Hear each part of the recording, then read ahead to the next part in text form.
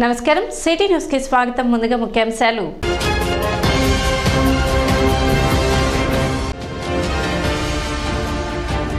పట్టణ ఐతనగర్లో 1,10,00,000 వ్యయంతో నిర్మించిన వైఎస్ఆర్ హెల్త్ క్లినిక్ ను ప్రారంభించిన ఎమ్మెల్యే అనాబత్ని శివకుమార్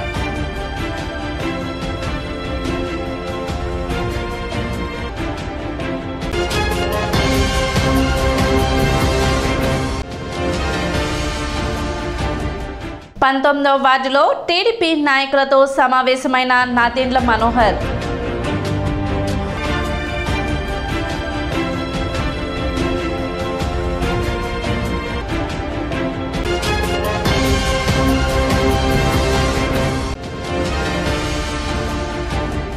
తెనాలిలో జై భారత్ పార్టీ కార్యాలయాన్ని ప్రారంభించిన పార్టీ అధ్యక్షులు జేడి లక్ష్మీనారాయణ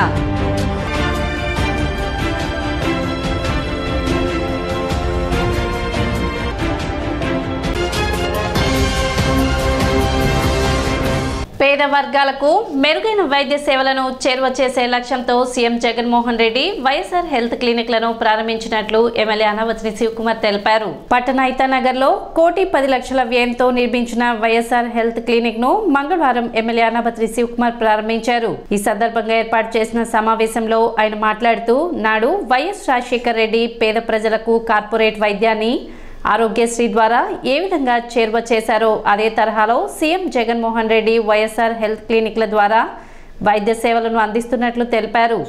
ఈ వైఎస్ఆర్ హెల్త్ క్లినిక్ల ద్వారా ప్రజలు నివసించే ప్రాంతంలోని వైద్య సేవలను అందిస్తున్నట్లు వెల్లడించారు. వైద్య రంగానికి వైసీపీ ప్రభుత్వం పెద్దపీట వేసినట్లు ఎమ్మెల్యే అనాబత్ని శివకుమార్ తెలిపారు.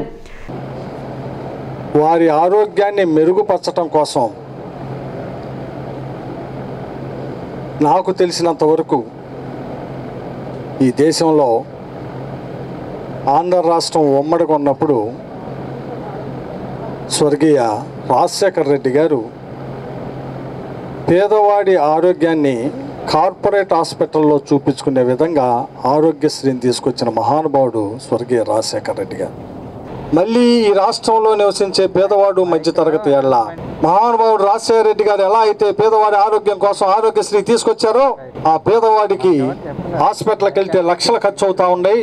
పేదవాడికి వైద్యాలయాలు కార్పొరేట్ సర్వీస్ చేయాలా, దానికోసమే ఆరోగ్యశ్రీ కార్డుని 25 లక్షల రూపాయలు తీసుకురావటమే కాకుండా ప్రతి పట్టణంలో ఈరోజు వైఎస్ఆర్ అర్బన్ హెల్త్ సెంటర్స్ని క్లినిక్స్ని ఏర్పాటు చేసే విధంగా తీసుకొచ్చాం. ఈ మన తెనాలి నియోజకవర్గంలో 5 సెంటర్స్ని శాంక్షన్ చేశాం. ఇది 4వది ఈరోజు పూర్తయి ఈ ప్రాంత ప్రజలకి ఈ ప్రాంతం అంటే ఇది నా సొంత ప్రాంతం. పెద్దలు లింగరారి కుటుంబంతో మాట్లాడినాక స్థలాన్ని ఇచ్చి ఇక్కడ ఈ హెల్త్ సెంటర్ని ఈరోజు మనం ప్రజలకి అంకితం చేస్తూ ఉన్నాం. ఈ ప్రాంత ప్రజలందరికీ సుమారు 10 సచివాలయ పరిధిలో ఉన్న ప్రజలందరూ రేపు నుంచి ఈ వైద్యశాలలో ట్రీట్మెంట్ చేసుకునే విధంగా ఈరోజు ఇనాగరేషన్ చేసి ఇస్తూ ఉన్నాం. సుమారు 10,000 మంది ఆరోగ్యానికి ఆరోగ్య భరోసా ఈ ఆరోగ్య కేంద్రం తీసుకొస్తుందని చెప్పి ఈ సందర్భంగా నేను మనవి చేస్తూ ఉంటాం. కార్యక్రమంలో municipal chairperson Tadiboina Radhika, vice chairperson Malepati Hariprasad, Attota Nagaveni, పలువురు కౌన్సిలర్లు, వైసీపీ నాయకులు, కార్యకర్తలు పాల్గొన్నారు.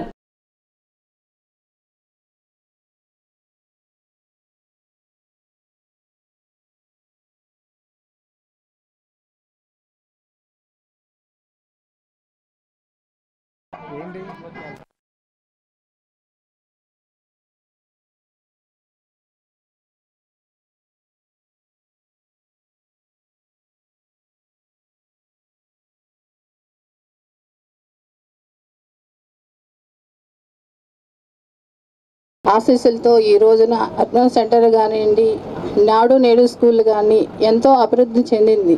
మీ అందరికీ తెలిసిందే. మన అనాబత్ని శివకుమార్ గారికి ఈ అర్బన్ సెంటర్ అనేది ఓపెన్ చేసిన చాలా ఆనందంగా ఉంది. మన ప్రభుత్వంలో విద్య కానీ వైద్యం కానీ 2 కళ్ళలాగా చూస్తున్నారు మన సీఎం జగన్మోహన్ రెడ్డి గారు. అలానే పేదవాడి మధ్య మధ్య తరగతుల మధ్య ఈరోజు హాస్పిటల్కి వెళ్ళాలంటే ఎంతో ఇబ్బంది పడతారు. ఒక్కో టెస్ట్కే 5,000 రూపాయలు 4,000 రూపాయలు అవుతుంది. మీ అందరికీ తెలుసు. ఇలాంటి వైద్యాన్ని మన సీఎం జగన్మోహన్ రెడ్డి గారు ఇలాంటి పేద ప్రజలకి ఏర్పాటు చేయడం అనేది చాలా సంతోషమైన. సో ఈ అవకాశాన్ని ప్రజలందరూ కూడాను సద్వినియోగం చేసుకోవాలి. ఈ యూపీహెచ్సి మనకి కార్పొరేట్ హాస్పిటల్కి ఎటువంటి తీసిపోదు. అన్ని టెస్టులు కూడా, అన్ని రకాల టెస్టులు, అదేవిధంగా మందులు కూడాను 175 రకాల మందులు మనం ఇస్తున్నాము. 6 to 5 వరకు మన టెస్టులు అన్నీ చేస్తున్నాము. మార్నింగ్ 9 నుంచి ఈవినింగ్ 5 దాకా మనకి హాస్పిటల్ ఓపెన్ ఉంటుందండి. సో దగ్గరలో ఉన్న వాళ్ళందరూ కూడా ఈ ఓపీకి హాస్పిటల్కి వచ్చి ఈ సర్వీసెస్ ఉపయోగించుకోవాలి. I'm requesting the ASHAs, ANMs మీరందరూ కూడాను మనకి ఈ హాస్పిటల్ ఓపెనింగ్ గురించి ఊర్లో అందరూ కూడా, మీ ఏరియా అందరికి కూడాను మీరు ప్రచారం చేసి ఓపీ అందరూ ఇక్కడికి ఈ హాస్పిటల్కి వచ్చేటట్టుగా మీరు చూసుకోవాలి, ప్రచారం చేయాలి. టీడీపీ జనసేన పార్టీల ఉమ్మడి అభ్యర్థి నాదెండ్ల మనోహర్ 19వ వార్డు తెలుగుదేశం పార్టీ నాయకులతో సమావేశమయ్యారు. 19వ వార్డు కౌన్సిలర్ పసుపులేటి త్రిమూర్తి నివాసంలో టీడీపీ నేతలతో నాదెండ్ల మనోహర్ భేటీ అయ్యారు. ఎన్నికల ప్రణాళికపై చర్చించారు. రానున్న ఎన్నికల్లో ఉమ్మడి అభ్యర్థిగా తన గెలుపుకు సహకారం అందించాలని కోరారు. సమావేశంలో టీడీపీ జనసేన నాయకులు పాల్గొన్నారు. తొలుత షరఫ్ బజార్లోని పంచముఖ ఆంజనేయ స్వామి దేవస్థానం నందు స్వామివారికి పూజలు నిర్వహించారు.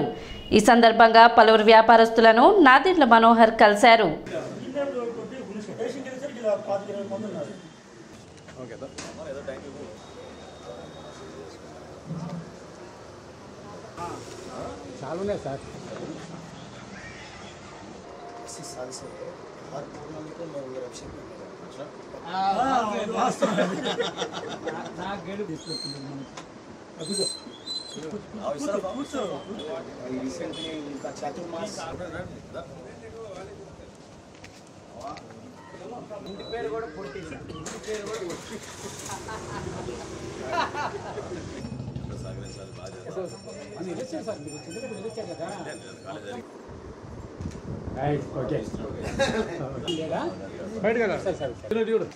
సంతోషం మనం కాదని మళ్ళీ నెక్స్ట్ టైం వస్తారమ్మా.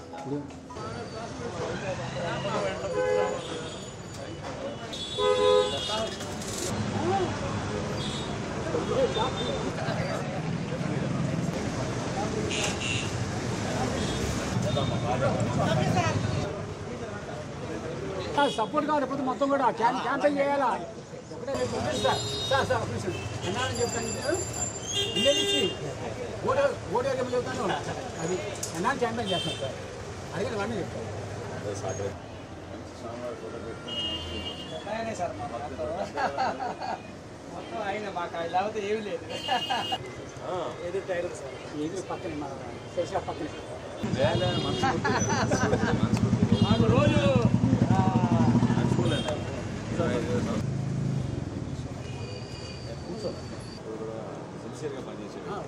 వాటితో నాలుగు నేను కూడా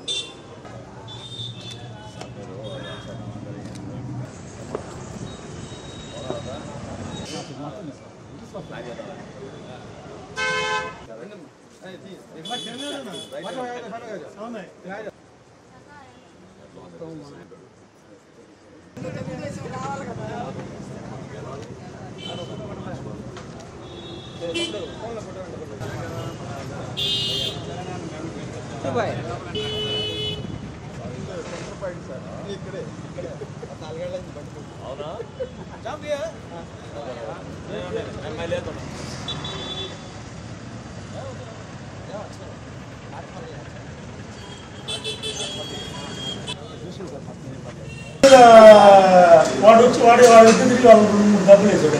కొంచెం వాడు మా నాన్నగారు లాగా ఉండదు స్పీకర్. వాడు 2 డేస్లో అన్ని వెళ్ళిపోవాలి. వాటి మీద కేసు పెట్టండి సార్. వాడిని అప్పుడు నైట్ హైదరాబాద్ పంపించి అప్పుడు ఫ్లైట్ తీసుకున్నాం. తర్వాత వీళ్ళందరూ వచ్చారు. మళ్ళీ స్టేషన్ దగ్గర మళ్ళీ గొడవ అయింది. మన ఊరి నుండి సీఎం 20 మనుషులు ప్రస్తుతం ఏదో తీసుకుంటున్నారు. అది పెద్ద గొడవ ఉండదు. అన్నీ మేము భరించాం సార్. ఇవన్నీ అదే అన్నాడు సీఎం. మళ్ళీ బాబు అటాక్ చేసాడు. ఈ బాబు మీద కేసు పెట్టాలని లోపల తీసుకెళ్తాం.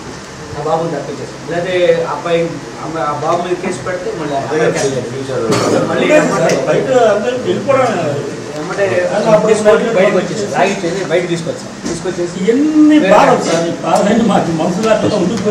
పట్టణ చెంచుపేటలోని ఏఎస్ఎన్ ఇండోర్ స్టేడియంలో 12 లక్షల వ్యయంతో నిర్మిస్తున్న బాస్కెట్బాల్ కోర్టును త్వరలో ప్రారంభించనున్నారు. ఆంధ్రప్రదేశ్ స్పోర్ట్స్ అకాడమీ ఆధ్వర్యంలో నిర్మిస్తున్న బాస్కెట్బాల్ కోర్టును మంగళవారం శాప్ అకాడమీ సభ్యులు పరిశీలించారు. అతి త్వరలోనే క్రీడాకారులకు దీనిని అందుబాటులోకి తీసుకురావడం జరుగుతుందని అకాడమీ సభ్యులు తెలిపారు. లోకల్ తెనాలి అనాబతుల సత్యనారాయణ గారి స్టేడియంలో శాప్ ద్వారా మన ఎమ్మెల్యే గారి సహకారాలతో ఇక్కడ బాస్కెట్బాల్ కోర్టుని నిర్మించడం జరుగుతుంది. 12 లక్షల వాల్యూతో దీన్ని ఈరోజు నేను పరిశీలించడానికి వచ్చాను. ఈ త్వరలోనే అధికారుల చేత ప్రారంభోత్సవం చేస్తాము. స్థానిక ఎమ్మెల్యే గారితో దీన్ని ప్రారంభోత్సవం చేస్తాము త్వరలో. దీన్ని అందరూ సద్వినియోగం చేసుకోవాలని బాస్కెట్బాల్ క్రీడాకారులకు కోరుకుంటూ తెనాలి ఏఎస్ఎన్ అనాబతుల సత్యనారాయణ గారి స్టేడియంలో ఆంధ్రప్రదేశ్ స్పోర్ట్స్ అథారిటీ వారు ప్లస్ లోకల్ ఎమ్మెల్యే గారు శివకుమార్ గారి సహాయ సహకారాలతో ఈ స్టేడియంలో 12 లక్షల వాల్యూతో బాస్కెట్బాల్ కోర్టుని నిర్మించడం జరుగుతుంది. ఎమ్మెల్యే గారి సూచనల మేరకు ఈరోజు శాప్ బోర్డు మెంబర్గా మేము ఈ కోర్టుని పరిశీలించడం జరిగింది. త్వరలో ఈ కోర్టుని ఎమ్మెల్యే గారి చేతుల మీదుగా శివకుమార్ గారి చేతుల మీదుగా దీన్ని ప్రారంభించడం జరుగుతుంది. బాస్కెట్బాల్ క్రీడాకారులందరూ తెనాలి ప్రజానీకం అందరూ ఈ సద్వినియోగాన్ని ఉపయోగించుకోవాల్సిందిగా కోరుచున్నాము. ఇప్పుడు ఒక చిన్న విరామం.